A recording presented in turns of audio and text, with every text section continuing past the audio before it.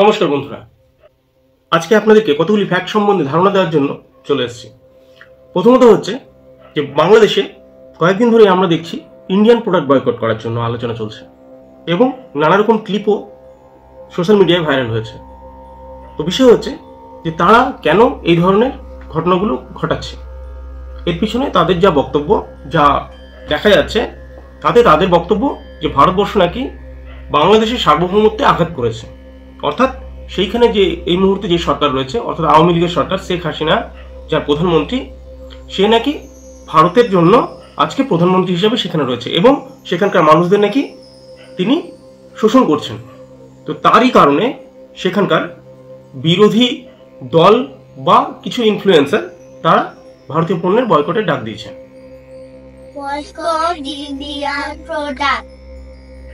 তো এই হচ্ছে প্রথম আমার টপিক। আর দ্বিতীয় টপিক হচ্ছে পাকিস্তানে পিএসএল উদ্বোধন হয়েছে। পিএসএল অর্থাৎ পাকিস্তানি সুপার লিগ, পিএসএল অর্থাৎ আইপিএল এরই ড্যামি ভার্সন, এবং যার স্পন্সর হচ্ছে গিয়ে কেএফসি। আর এই কেএফসি কে প্যালেস্তাইনিরা সেখানে যেসব মানুষকে হত্যা করা হচ্ছে তার জন্য তারা বয়কট করেছিল। আর সেই কেএফসি কে পাকিস্তান তারা স্পন্সর করেছে তাদের পিএসএল এর জন্য। তো এই দুটি টপিক আজকের ডেটে মেন টপিক। তো চলুন প্রথম টপিকে আসা যাক। প্রথম টপিক হচ্ছে বাংলাদেশে কিছু ব্যক্তি তারা ভারতীয় পণ্য বয়কটের ডাক দিয়েছেন। একদমই ঠিক।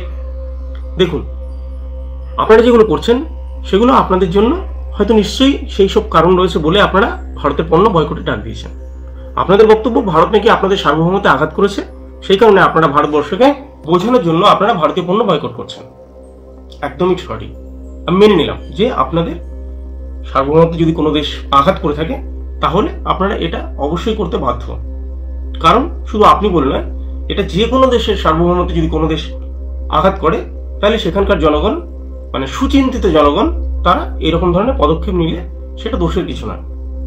কিন্তু আপনাদের যেসব কথাবার্তা তাতে বলা হচ্ছে যে ভারতবর্ষ নাকি শুধু তারাই আপনাদের সার্বভৌমত্বে আঘাত করেছে, কিন্তু পরোক্ষভাবে দেখা যাচ্ছে আপনারাই বলেছেন যে চীনও নাকি আপনাদের এই ফ্যাসিস্ট সরকারকে, আপনারা যেটা ফ্যাসিস্ট বলছেন আওয়ামী লীগের সরকারকে, সেই ফ্যাসিস্ট সরকারকে নাকি চীনও সাহায্য করেছে। তো আমার প্রশ্ন আপনাদের কাছে, যদি ভারত আঘাত করে থাকে তাহলে ভারতের পণ্য আপনারা বয়কট করছেন, দ্যাটস গুড। কিন্তু আপনারা যে চীন আপনাদের ওই ফ্যাসিস্ট সরকারকে সাহায্য করছে, তাহলে তাদের এগেনস্টে কেন আপনারা কিছু বলছেন না? কেন শুধুমাত্র ভারতবর্ষের প্রসঙ্গেই আপনাদের এই চিন্তাধারা? এই হচ্ছে আমার একটি প্রশ্ন। আর আমার দর্শক বন্ধুদের কাছে অনুরোধ থাকবে, আপনাদের কি মতামত সে বিষয়ে আপনারা অবশ্যই কমেন্টে জানাবেন। দেখুন, আপনারা ভারতের কিছু পণ্যকে আপনারা বয়কট করে ডাক দিয়েছেন, সেটা আপনাদের সোশ্যাল মিডিয়ায় আপনারা ভাইরালও করছেন যে এরকম কারণের জন্য আপনারা ভারতবর্ষের পণ্যকে ডাক দিয়েছেন, বয়কটের ডাক দিয়েছেন। কিন্তু তার মধ্যেই বলে রাখি, আপনারা যেসব পণ্যের ডাক দিয়েছেন এবং আপনাদের কিছু ভিডিওতে দেখা যাচ্ছে যেসব প্রোডাক্টগুলো, সেসব প্রোডাক্টের বেশিরভাগই কিন্তু ভারতবর্ষের নয়। আপনারা একটু ফ্যাক্ট চেকগুলো একটু দেখে নেবেন। যখনই আপনারা একটা ভিডিও করছেন বা সাধারণ মানুষকে আপনারা জানাচ্ছেন যে এগুলো ভারতের পণ্য, কিন্তু আমি যেগুলো দেখলাম সেখানে আমার মনে হলো যে এইসব প্রোডাক্টগুলো ভারতীয় প্রোডাক্ট নয়। তো যাই হোক, দ্বিতীয় আরেকটি ব্যাপার, সেটি হচ্ছে কি আপনারা বলছেন ভারতবর্ষে চিকিৎসা করানোর জন্য আসতে আপনারা সেখানকার জনগণকে, বাংলাদেশের জনগণকে আপনারা বারণ করছেন।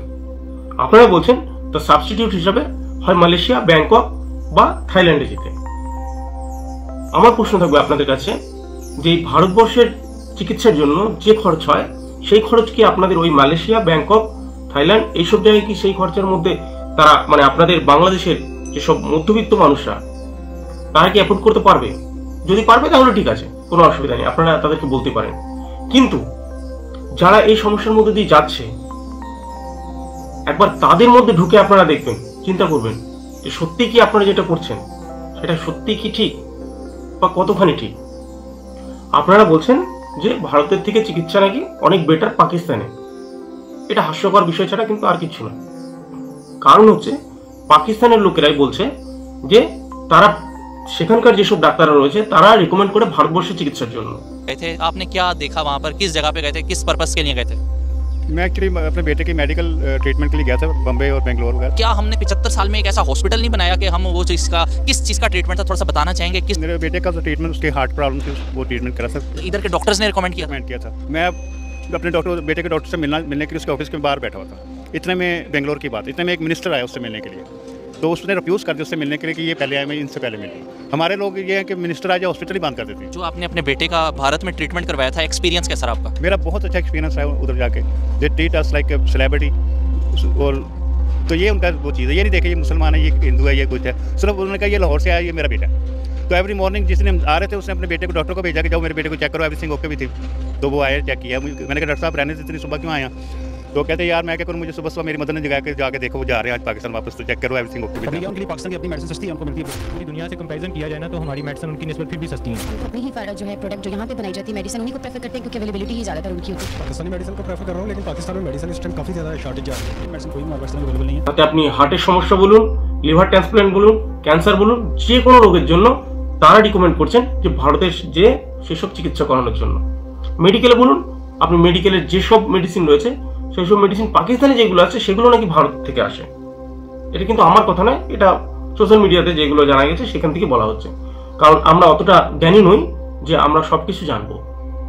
তৃতীয়ত, আপনারা যেসব জিনিস বয়কট করছেন সেই সব জিনিসের সাবস্টিটিউটগুলো আপনাদের অবশ্যই তৈরি রাখা উচিত, কারণ যেসব মানুষরা ভারতীয় পণ্য বয়কট করবে তারা সেই সাবস্টিটিউটটা যাতে পেতে পারে সেই ব্যবস্থাটা কিন্তু আপনাদের করা দরকার।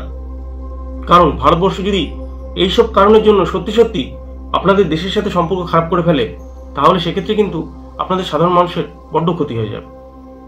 চলুন এইবার আসি দ্বিতীয় প্রশ্ন আমার যেটা ছিল, যে পাকিস্তানে পিএসএল শুরু হয়েছে গতকাল থেকে, অর্থাৎ গত 17 তারিখে, মানে বিশাল চাকচিক্যভাবে সেখানে পিএসএল উদ্বোধন করা হয়েছে, মানে দেখলে আপনি কল্পনা করতে পারবেন না। কিন্তু সেই পিএসএল এর স্পন্সর হচ্ছে কেএফসি, যে কেএফসি কে ওই মানুষ মারার দায়ে সাধারণ মানুষরা যারা প্যালেস্তাইনকে সাপোর্ট করছে তারা বয়কট করেছে। তাহলে আমার প্রশ্ন থাকবে তাদের কাছে যে আপনারাই বলছেন যে প্যালেস্তাইনের যেসব মানুষকে হত্যা করা হচ্ছে তার জন্য দায়ী হচ্ছে পুরো ইসরায়েল। কখনো চায় না, কোনো সাধারণ মানুষ কখনো চায় না যে কোথাও যে সাধারণ মানুষকে হত্যা করা হোক, কারণ এই সভ্য সমাজে এটা কিন্তু কোনো অবস্থায় মেনে নেওয়া যায় না। কিন্তু এই পাকিস্তানের আপনারা দেখে থাকবেন, মানে আপনাদের প্রত্যেককেই বলছি, আপনারা অবশ্যই দেখেছেন হয়তো যে যখন ভারতবর্ষে ওয়ার্ল্ড কাপ হয় সেই ওয়ার্ল্ড কাপে রিজওয়ান পাকিস্তানের একজন ব্যাটসম্যান, তিনি সেই সময় প্যালেস্তাইনের উদ্দেশ্যে তিনি সেখানে বার্তা দিয়েছিলেন যাতে প্যালেস্তাইনে এই ধরনের গণহত্যা যাতে না হয়। তো আমার বক্তব্য যে যদি তাই হয় তাহলে সেই পাকিস্তান যারা প্যালেস্তাইনকে সাপোর্ট করে মানে সবকিছু করতে রাজি, শুধু তাই নয় বেশিরভাগ মানুষই মানে প্রত্যেকেই চায় যে এই গণহত্যা বন্ধ হোক, ইভেন আমিও চাই যে এই গণহত্যা বন্ধ হোক। কেউ কখনো গণহত্যা সাপোর্ট করতে পারে না। তো আমার কথা হচ্ছে যদি তাই হয় তাহলে যারা এত কিছু বলল যে প্যালেস্তাইনে এরকম ভাবে হত্যা করা হচ্ছে মানুষকে, তারাই কেএফসি কে স্পন্সর করছে, কেমন হাস্যকর ব্যাপার হয়ে যাচ্ছে না? আবার আপনারা আপনার দেশের লোকদের বলছেন যে পাকিস্তানের পণ্য ব্যবহার করুন, পাকিস্তানের যে চিকিৎসা নিন। এ কিরকম হয়ে যাচ্ছে না বিষয়টা? দেখুন, পণ্য বয়কট আপনারা করতেই পারেন, এর জন্য কিন্তু কেউ আপনাদের কখনো বাধা দেবে না। কিন্তু আপনাদের যে সমস্যা, শুধু কি এই পণ্য বয়কট করলে আপনাদের সমস্যার সমাধান হবে? আপনারা কি বোঝাতে চাইছেন সেটা কিন্তু সবাই জানে। আপনারা শুধু যে পণ্য বয়কট করতে চাইছেন তা কিন্তু নয়, আপনারা যে বিষয়টি বলতে চাইছেন সেটা হয়তো স্পষ্টভাবে বলছেন না, এর ভিতরে কিন্তু অন্য কোনো কারণ রয়েছে যে কারণের জন্য আপনারা ভারতীয় পণ্য বয়কট করার চেষ্টা করছেন। মানে জাস্ট এটা হচ্ছে কি আপনাদের শুধু একটা দেখানো। সবার কাছে অনুরোধ করব যাতে প্রত্যেকেই প্রে করুন এই প্যালেস্তাইন এবং ইসরায়েলের যুদ্ধ যাতে থেমে যায়, কারণ আমরা কেউই চাই না যে সেখানে এইভাবে গণহত্যা করা হোক। শুধু যে প্যালেস্তাইনের লোক মরছে তা কিন্তু নয়, ইসরায়েলের লোক মরছে। আদতে তারা সবাই কিন্তু মানুষ প্রথমে, তারপরে বাকি সবকিছু। আরে যেই মানুষটি বাঁচতেই পারছে না পৃথিবীতে, তাহলে তো মানুষ জীবন লাভ কি আছে? কি দরকার তার মানুষ জীবন লাভ করে? এই আজকালকার সভ্য সমাজে আমরা কিন্তু কোনো অবস্থাতে এগুলো মেনে নিতে পারি না। অতএব প্রত্যেককে রিকোয়েস্ট করব যাতে এই ধরনের ঘটনা আর না ঘটে, সেই কারণের জন্য। তো যাই হোক বন্ধুরা, আজকের ইনফরমেশন এইটুকুই। যদি ইনফরমেশনগুলি আপনাদের ভালো লেগে থাকে তাহলে আমার ভিডিওটি অবশ্যই লাইক, শেয়ার এবং সাবস্ক্রাইব করে নেবেন।